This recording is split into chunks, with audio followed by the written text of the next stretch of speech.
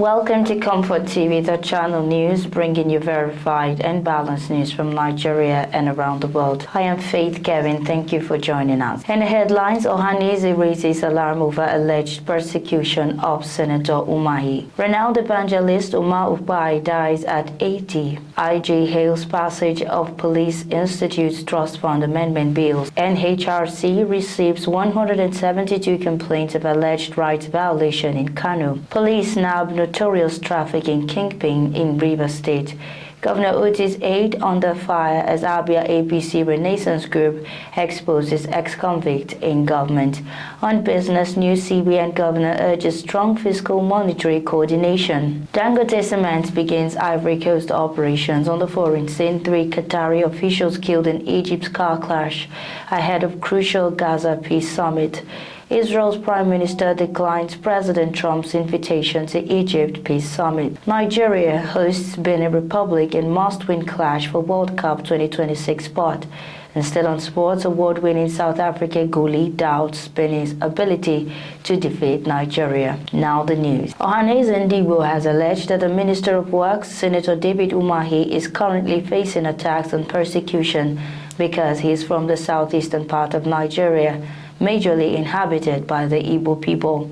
In a statement issued by the Deputy President General and National Spokesperson Okechukwu Isiguzoro and Chinyereze Ohia, Ohanaeze said there is a buildup of conspiracy targeted at the minister. Addressing activities and utterance by some of the groups and individuals perceived to be working against the minister, the socio-political group said these forces are seeking to undermine democratic principles and obstruct good governance within the nation. Sounding a note of warning to the minister's detractors, the duo say that Ohanaeze Ndigbo will continue to pledge its unwavering support for one of its own. The group further declared that Ndigbo will not only protect Umahi, but defend him from any surreptitious conspiracies and clandestine political machinations originating from any source whatsoever. Continuing, Messrs. Isiguzoro and Ohia said that the objective of the minister's attackers is clear, and that includes to undermine the effectiveness of President Tinubu's administration by targeting some of the most high-performing members of his cabinet. Also stating that Ohanaeze Ndigbo will support President Tinubu until 2031, the duo urged the minister to remain resolute and undistracted by the antics and noise around him. Renowned Nigerian evangelist and spiritual leader of Uma Ukpai Evangelistic Association, Reverend Dr. Uma Ukpai, is dead. This was confirmed in a statement on Monday by his family, who said he passed away on October 6, 2025 at the age of 80. The family described his passing as a glorious transition from a life of devoted service to eternal rest. Ukpai, widely recognized as a spiritual general and founding father of faith, dedicated over 6 decades of his life to evangelism, dynamic teaching of the word, and prophetic demonstration of God's power.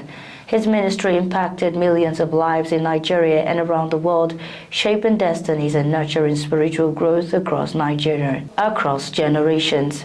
Beyond his spiritual work, he was also celebrated as a loving husband, devoted father, and mentor to countless individuals who regarded him as a guide in faith and life. The family expressed gratitude for the life and work of Ukpai, highlighting that while they mourn his physical absence, they rejoice that he has finished his race and is now resting in eternal praise. They assured the public that details of his obsequies will be shared in due course. Ukpai's ministry, spanning over 60 years, leaves behind a profound spiritual and social legacy, with churches, educational initiatives, and humanitarian efforts that continue to influence communities globally. The Inspector General of Police, Kayode Egbetokun, has described the passage of the Police Institute Establishment Bill and the Nigerian Police Trust Fund Amendment Bill 2025 as a major milestone that will usher in a new era of strength, professionalism, and efficiency within the Nigerian police force. In a statement on Monday by the Force Public Relations Officer, CSP Benjamin Hundeyin, Egbetokun commended the leadership and members of the National Assembly for their patriotic commitment to strengthening the Nigerian police through crucial legislative intervention. He also expressed deep appreciation to President Bola Tinubu for assenting to the bills, describing the move as a clear demonstration of the administration's resolve to modernize and professionalize policing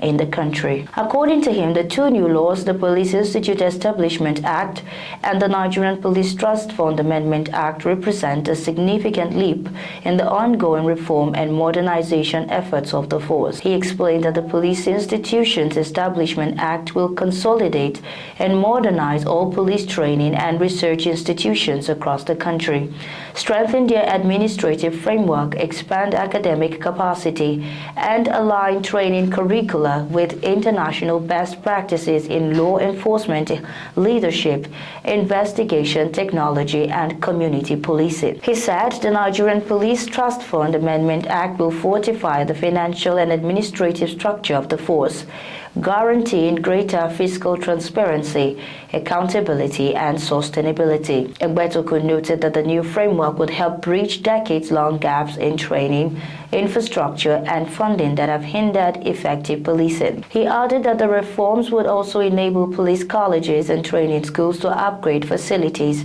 adopt modern technologies, and engage in research collaborations with reputable local and international institutions. The IG further emphasized that the new laws place strong emphasis on officer welfare and motivation, including improved service conditions, better health and insurance benefits, and enhanced housing and career development opportunities. The National Human Rights Commission (NHRC) in Kano State says it received 172 complaints of alleged human rights abuse in the month of September. The NHRC State Coordinator Alhaji Shehu Abdullahi made this known in an interview with the newsman in Kano. He said that 122 of the cases had been treated while 50 are pending. Alhaji Abdullahi said 130 cases bordered on the rights of children and women. He explained that 32 of the cases received during the period under review were on abandonment of family responsibilities and domestic violence, with 10 cases on economy and cultural rights, labor, and physical violence. He further explained that the Commission also meditated on marital matters between couples. He therefore urged couples to be patient and to manage their responsibilities with humility. Police operatives in Rivers State have arrested a suspected notorious human trafficking kingpin, Blessing Jack, and her syndicate in Port Harcourt, the state capital. Police authorities in the state stated that the suspected kingpin was cracked down after she discussed a recent incident where her associate had taken a woman's baby, claiming the baby had died but had been paid the sum of 2 million naira for the transaction. According to the police, Blessing Jack and her associate used fake scans to manipulate vulnerable pregnant women to obtain their babies. Police spokesperson in Rivers State, SP Grace Iringe Koko, who confirms arrest of Blessing Jack and 3 of her gang members in a statement, said the police command had made a significant breakthrough in its investigation into the activities of child trafficking syndicates in the state. SP Koko said an in-depth investigation has been launched to arrest other members of the syndicate and dismantle the network in the state. The Abia APC Renaissance Group has called out Chief Ihanyi Chinasa, Special Advisor to Governor Alex Oti on donor agencies, accusing him of attempting to mislead the public over the recently approved $263.8 million loan facility for Abia State. The group further questions the moral standing of the governor's aide, citing verified records of his conviction in the United States. In a strongly worded statement issued in Umuahia on Monday, the group expressed dismay over what it described as a deliberate campaign of misinformation by Chief Chinasa, who, according to them, is being used to twist facts about the origin and purpose of the loan facility approved by the National Assembly for Abia State.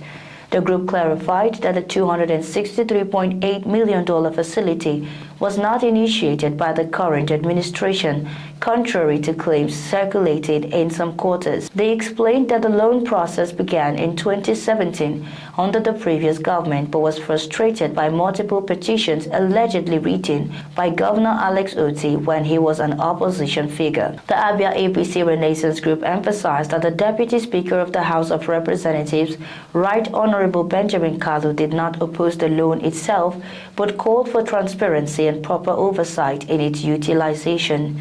According to the group, the Deputy Speaker's position was informed by the current government's poor record of financial accountability and the emergence of multiple controversial and non-existent projects. They cited alleged irregularities such as the 6.7 billion naira recreational facility, 4.3 billion naira said to have been spent on farm seedlings, and 72 billion naira claimed to have been used for the renovation of public schools, many of which remain in dilapidated condition across the state. The Abia APC Renaissance Group called Chief Chinasa's credibility into question, alleging that he is an ex-convict. Citing an official publication by the United States Department of Justice, they argued that such a person lacks the moral standing to speak on issues of transparency or to caution the National Assembly on matters of financial propriety. ComfortTV.channel news returns shortly with business, foreign, and sports news.